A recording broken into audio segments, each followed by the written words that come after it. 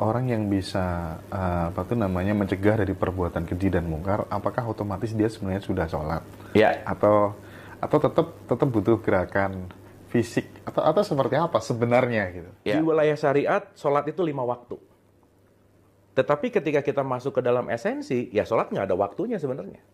Makanya disebut ada daim. Sholat yang tidak mengenal ruang dan waktu. Gitu. Orang yang paling mulia adalah orang yang rajin sholat. Nggak ada, Mas. Tetapi sholatnya yang menjadikan ketakwaan. Gitu. Outputnya. Dan kita jangan ngerasa udah sholat karena gini. Bukan, ini baru mengingatnya. Dalam bentuk latihan. Mas Hendra, kalau kita bicara tentang evolusi, kan Adam itu bukan orang pertama, tapi manusia pertama. Manusia pertama. Manusia pertama. Bedanya orang pertama sama manusia pertama Ya, apa? gini. Di Quran tuh nggak pernah ada kata-kata Nabi Adam tuh nggak ada. Nggak ada. Nggak ada. Adam itu bukan sosok gitu, Mas. Bukan sosok. Tapi kesadaran. Kesadaran. Kesadaran. Jadi kalau kita mau bicara konteks Adam, Adam itu adalah penyatuan ruh dengan jasad. Ya kita ini Adam sebenarnya. Oke. Yang dikasih hawa nafsu gitu. Itu dulu sederhananya.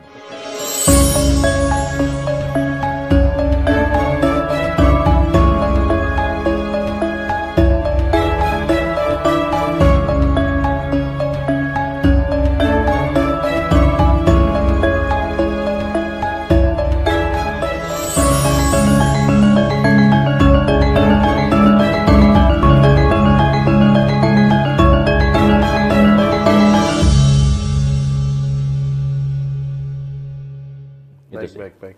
Oke Kang, saya balik lagi ya soal ke Islam tadi ya. Kayaknya ini sholat ya, tentang sholat nih Kang.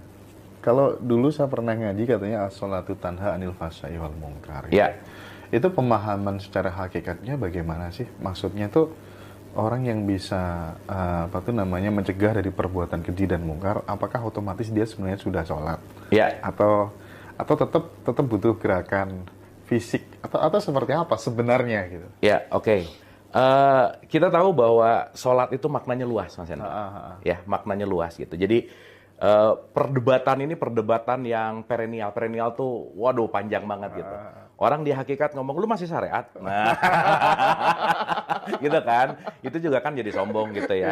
Terus orang syariat nggak ngerti hakikatnya, nih orang nggak pernah sholat gitu. Gitu kira-kira. Nah, tapi saya ingin melihat dalam konteks yang lebih luas, kita bicara dalam konteks yang namanya bijaksana gitu. Gini, Mas Hendra.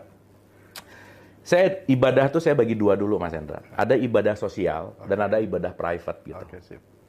Jadi kalau untuk urusan private, ya udahlah.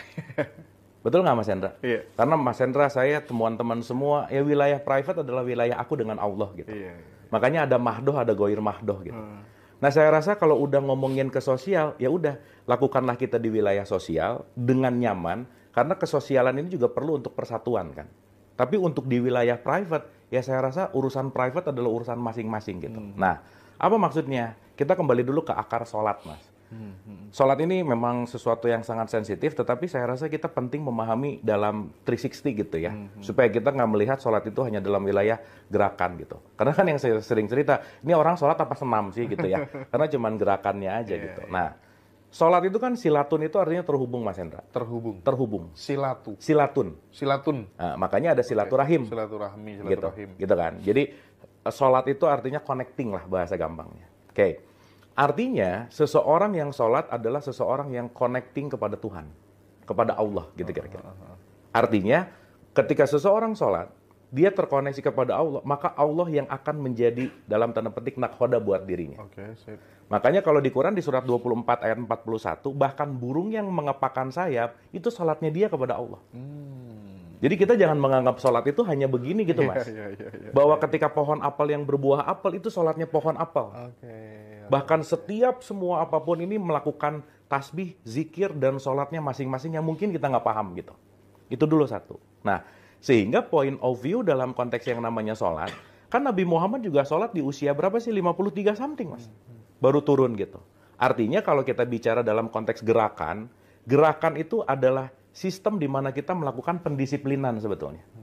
Karena dalam beberapa perspektif, saya kasih contoh, Mas.